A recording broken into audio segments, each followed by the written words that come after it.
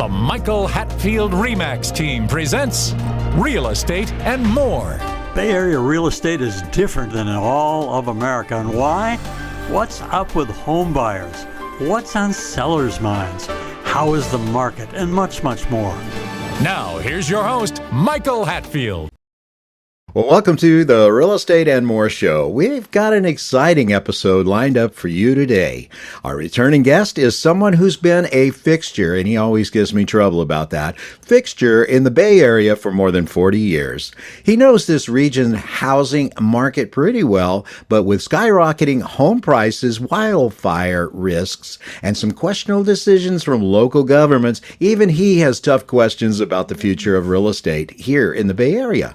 His big one, is this really the best time to buy, or is it the best time to sell, or both? Well, today he's here to continue with these questions head on. Let's dive in. Welcome to the show, Mr. Charles. Okay, thank you, Michael. And let's start right out. This would affect buyers and sellers. The mortgage rates, they seem to be hanging around 7%, give or take. And that can affect the buyer, certainly, and the seller. But it's not that big a deal. But if you're buying your first house and you're not coming out of something with a lot of equity that you can put down on the house, the first thing you have to do is, for the mortgage, maybe is to write a check for 20%. Yeah, it gets pretty expensive. It does. Well, there's two things that are involved there. It's the 7% rate means something in affordability, affording the loan and getting approved for the loan. And then every month you're looking at a payment that's more. Just as an example, on a $500,000 30-year loan at 6%, your payments would be $2,974 per month. That's principal and interest. And then on a 30-year loan at 7%, 1% higher, the payments will go to $3,293. So roughly, what's that, $300 or more per month, the cost of your loan servicing would go up. Well, that's assuming you only want $500,000. Yeah. Where's the rest of the money come from if you're buying an average house in the Bay Area? You're not going to buy one for $500,000, but that's assuming you have maybe some money to put down on it because you're coming out of another house or somewhere else where you don't have a $1.5 or $2 million loan. Yeah. That kind of money at 7%. It gets pretty staggering. Yeah. Well, the current mortgage rate, they've been pretty stagnant for about the last year or year and a half. Yeah, I was just going to say, it seems like I get the paper in the morning, and you look up there, and there's the mortgage. And is it going to be 7? It's going to be 7.25. It's 6.75 for a little bit. No, 7.1. There it is. So it seems to be somewhere around there all the time. And by the way, there are some areas in the Bay Area that you can buy a home for $600,000 and get a decent home. They may not have the top schools in that area. It might be a little farther out. But there are some areas. Give us a call. We're the Michael Hatfield RE/MAX team. Love to help you. 925-322-7775. Now, back to what we were talking about here.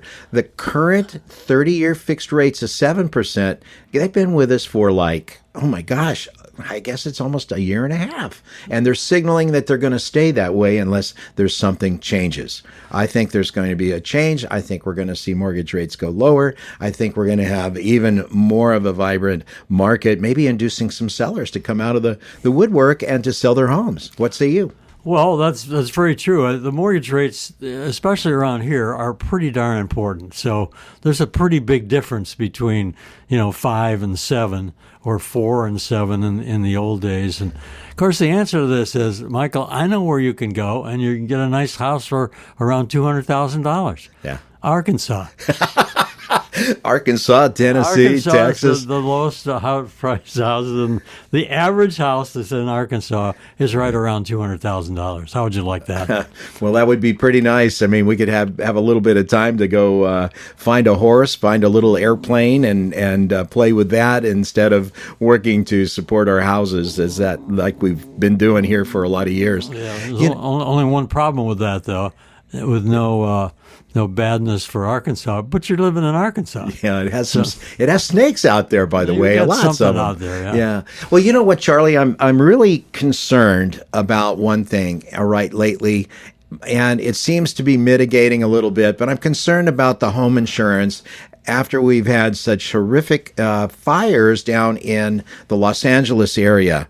The way it works now is that the California Fair Plan has been working to insure homes. So when I represent a buyer, we often go to several different brokers that can actually insure the home or find a way to insure them.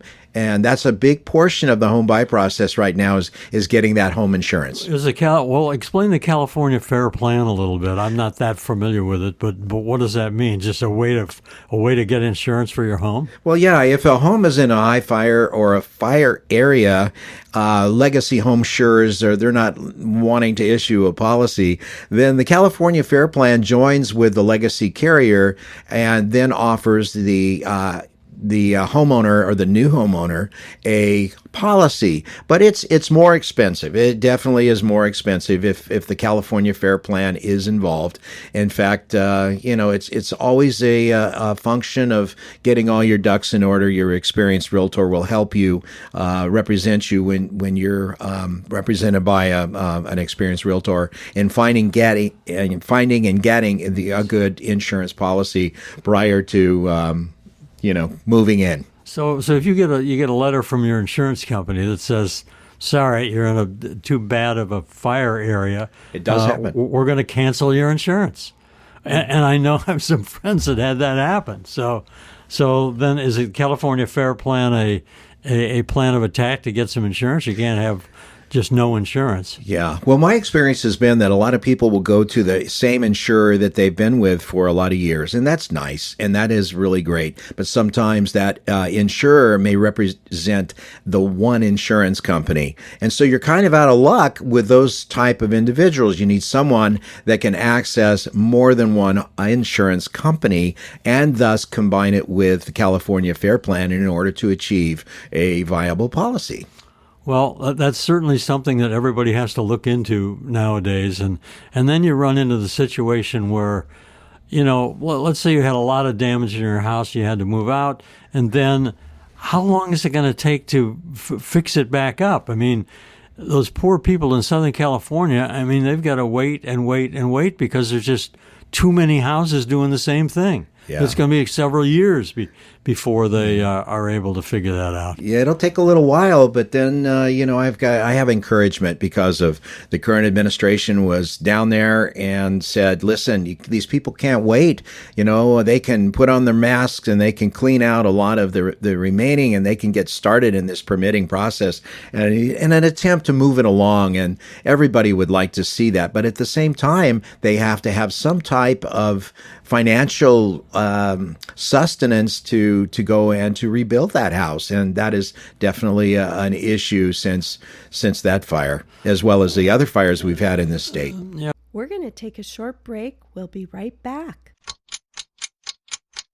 There's a shortage of Bay Area homes for sale, and you've been watching home prices rise year after year. And now your home is worth a great deal more, and you're thinking, time for something new. Why not sell before interest rates and market conditions change everything? You'd like experts who can help you get the best deal possible, negotiate on your behalf, and work hard to ensure a smooth transition. List your home with us. If you're buying or selling a home, call us now.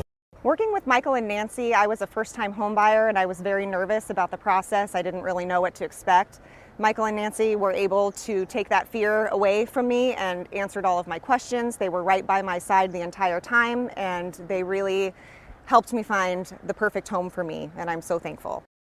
For excellence in real estate, call the Michael Hatfield RE/MAX team at 925-322-7775 or go to michaelhatfieldhomes.com.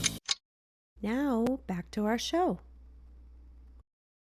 And down in Southern California, that was not the poor side of town either. No. Those were pretty expensive homes almost everywhere where the fire was, and I feel real sorry for those folks. Oh, everyone does. As a kind of an aside, Samaritan's Purse is a charitable organization, as well as Convoy of Hope.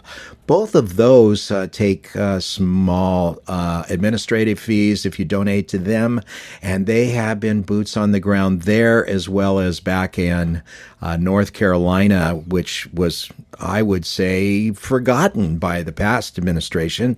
And now they have got things going and not having to live in tents with the snow on the ground down there in North Carolina.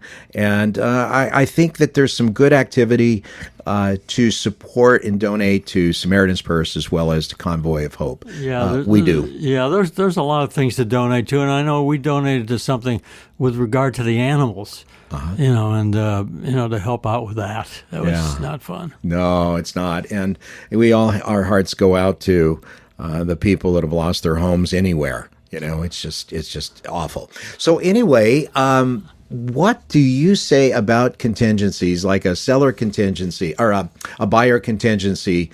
What do you think about contingencies, Mr. Charles? Well, I remember, buyer contingencies. Somebody may say, well, you've got to replace your bathroom, your tub. I don't want to be stepping over the tub into the shower.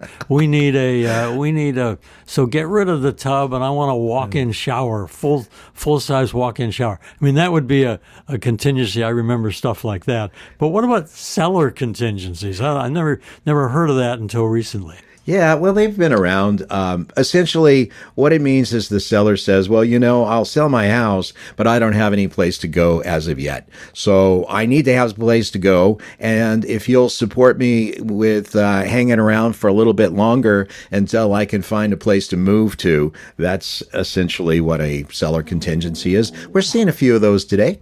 Well, I would imagine that'd be something you could help with too. Oh, yeah. To figure that out. You're caught in the middle there. You want to sell the house, but the seller has I'm sorry, I can't sell it until I buy another house. Well, that's a factor. You're going to have to help with that. That makes a lot of sense. It's part of the contract. The contract now is 16, 17 pages of agreement. It's called the residential purchase agreement. And with that, it also has the associated addendums and disclosures and all of that. By the time you get done, you need a hand truck almost to carry the documentation from A to B. But just one going back just a second, you were talking about the buyer contingencies. And before that, we were talking about the fire areas and so forth. As part of our contract, documents are now including the ability to have the buyer to get insurance. And that is included in the investigations contingency of the buyer's contingencies in the contract. Of course, if you're not a real estate, but if you're an insurance broker and you already have that, you won't need that contingency because you already have an insurance company stepping up and taking care of it. But it's there now as part of the contingencies for buyers. Yeah, and I guess, when we bought our house, I don't remember anything like that kicking around, that you have to have insurance first and so forth. That just wasn't in the works. You just did that, and it wasn't a problem. But now that's definitely a problem. Yeah. Well, the way that the contract works is the contract, the residential purchase agreement, is an as-is contract, and then what happens is the contract also has these contingencies. The primary contingency is investigations, where the buyer has time or no time to go in and take a look at the property and the associated HOA documents, take a look at inspections or order his own or her own, now get insurance. And then that's the investigations contingency. The other one is like an appraisal. It's important to have the appraisal come in at the contract price or nearby to make sure that you're not overpaying for the property in the lender's eyes. And then the other one is the loan contingency. That is a very important. If you don't have a loan, you can't buy the house. Thus, you should not have to lose your earnest money deposit, which you make right at the beginning once you go into contract. Earnest money deposits. Yeah, Yes, I don't sir. remember anything like that either. But Yeah. there's a lot of things that you as a as a crack real estate agent, you have to know these things because the buyers may not know it at all. Yeah. So, or the sellers. I mean, you're gonna have to sit down with them in the beginning and say, okay, here's the things that could happen, and I can help you with this. You're telling them that. So, well, you can tell I don't like to talk, but between Nancy and I, that's the first thing we do is we sit down with buyers and we talk about the contract and what it means and what it means to them. And when they're ready to make an offer on a home, we tell them about how the system really works, not how they may believe it works from the internet. Because a lot of times what you read on the internet is so totally in opposition to the way it really is when you put your boots on the ground. We're going to take a short break. We'll be right back. The Real Estate Minute with RE/MAX expert Michael Hatfield. Bay Area housing markets are always changing. What should we think of that, Michael? You know, Mark Twain said, "I seldom saw an opportunity until it ceased to be one." We live in the greatest housing market in the nation, but careful thought should be given each time one buys or sells a home. A good agent can help you grasp a great opportunity. Tell us about discount agents, Michael. Discount agents can list your home, but without telling my secrets, they're unlikely to do all we do for clients. It's an unnecessary risk to save a few thousand by hiring a junior agent and lose tens of thousands through a poorly done transaction. You don't know what you don't know. It's wise to hire someone who does. If you or someone you know is interested in buying or selling a home, call the Michael Hatfield RE/MAX team at 925-322-7775 or go to michaelhatfieldhomes.com. Get those what ifs answered. Now, back to our show. But we do a lot of explaining, a lot of education to our valued clients. And our idea, if we're representing buyers, is to have them pay the least amount of money for a property that they desire as possible. If we represent on the other side, the sellers, we look to minimize the amount, or not minimize, maximize, I can't talk here, maximize the amount of the proceeds from the sale into their own bank accounts once they're done, paid off their loans. there's a lot to keep track of, and better you than me, and stuff like that. So I'm sure you're just 40 years in the Bay Area is not going to hurt you too bad, there, Charlie. I'm sure you're right on top of it. We'll figure it out. Yeah. And then something else that I didn't, I've been to a couple open houses recently, and you walk in there, and all of a sudden, you're asked questions about kind of what are you doing here, and who's representing you, and a lot of people just aren't used to that. You walk into a house and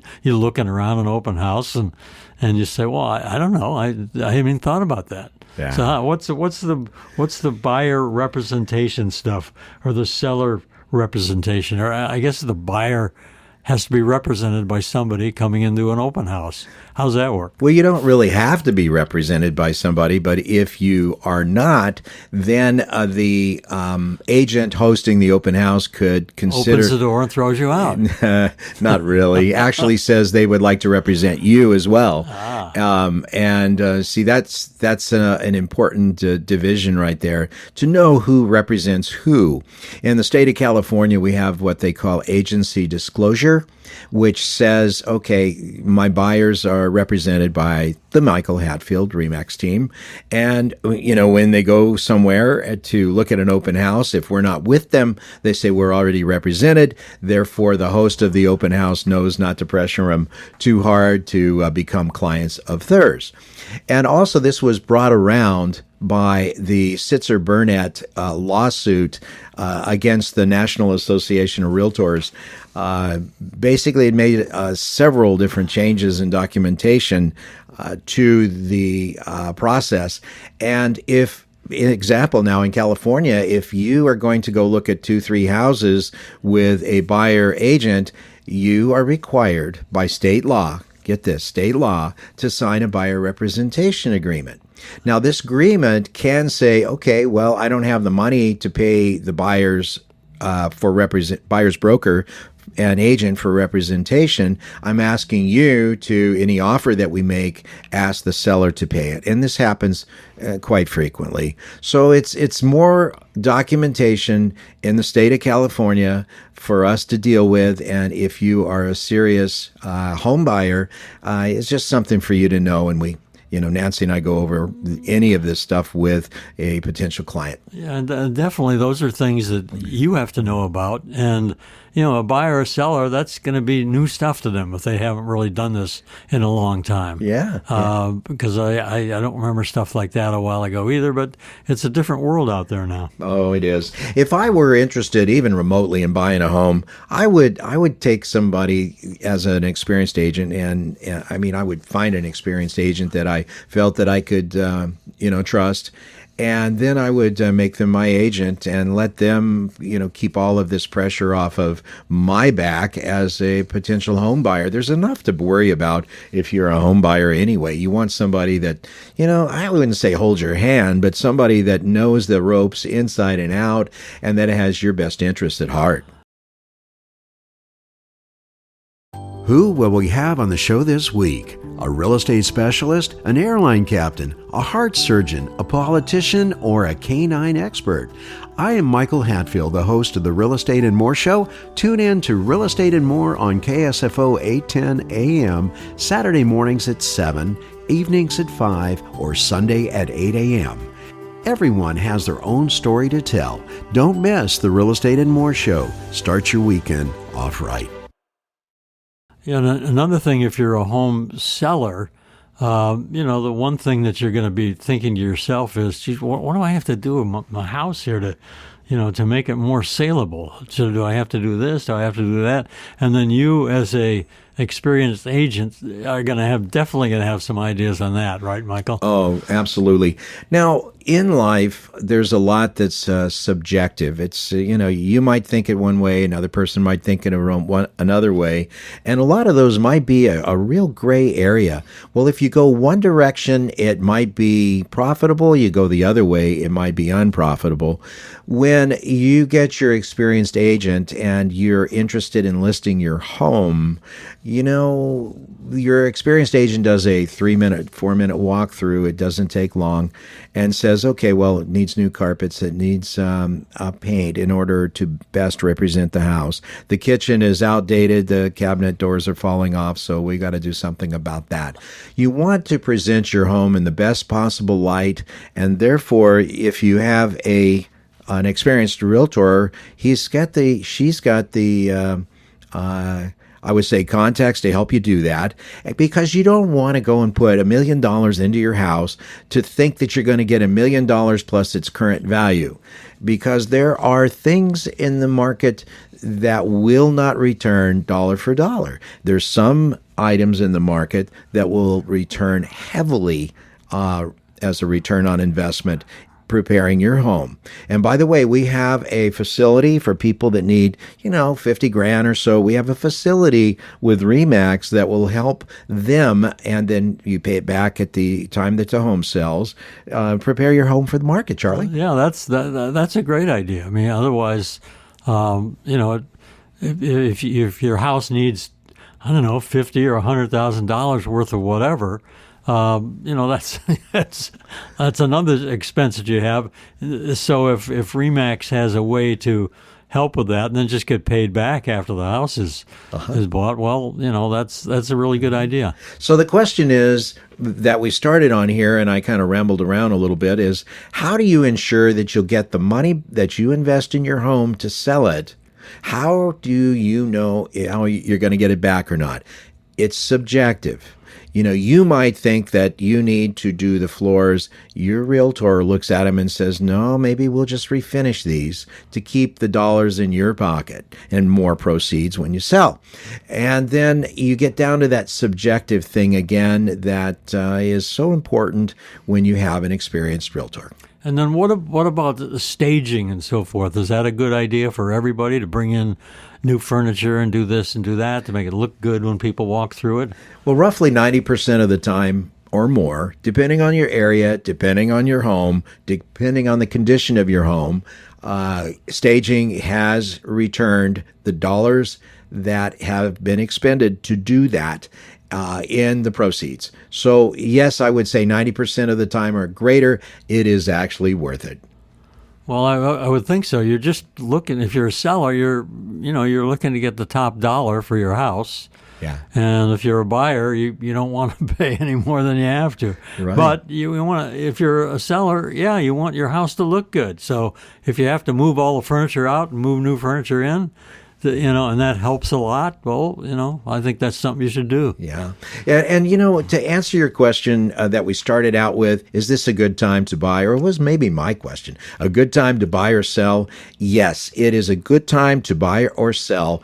Interest rates right now are holding kind of solid, which, I've always felt for buyers, buy the home of your dreams and then date the rate. When the rate comes down, refinance it. I mean, in the Bay Area, we're in a position to where you get money while you sleep if you own the appropriate home. As a seller, is it a good time to sell?